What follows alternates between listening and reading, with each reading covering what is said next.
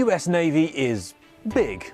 Like, really big. It's got some 290 ships, thousands of aircraft, and probably tens of thousands of small boats and launches.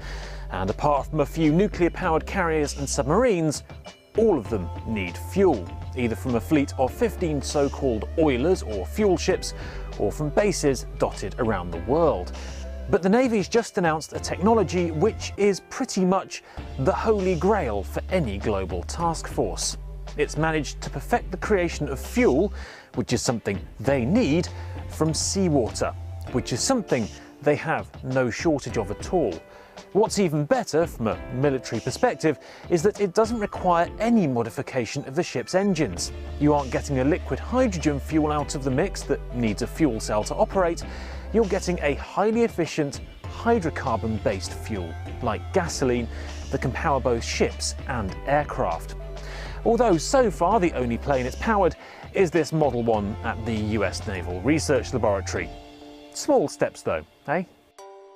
Here's the science bit. Salt water is passed through an electrically charged cell, which causes the seawater to swap hydrogen ions produced at the anode with sodium ions.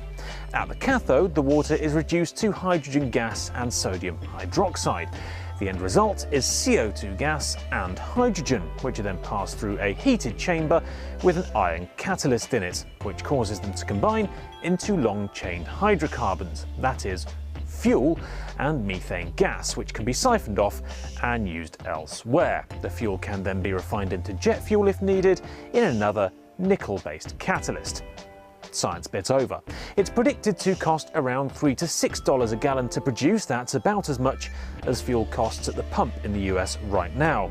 And whilst installing distillation equipment on hundreds of US ships might be expensive, the savings from not having to operate the oiler fleet or get fuel to bases around the world, or from fluctuating prices, will likely run into the billions every year.